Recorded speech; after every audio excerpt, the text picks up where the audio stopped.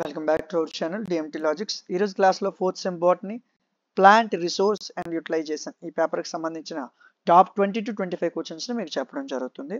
So scroll చేస్తుంటాను, వీలైతే screen shot తీసుకోండి. సో అదేవిధంగా మీకు ఏ సెమిస్టర్ వాళ్ళైనా ప్రతిదీ కూడా మీకు సంబంధించిన ప్రతి ఐఎంపీ కూడా మన ఛానల్లో అప్లోడ్ చేయడం జరిగింది. అక్కడి నుంచి మీరు చూడండి.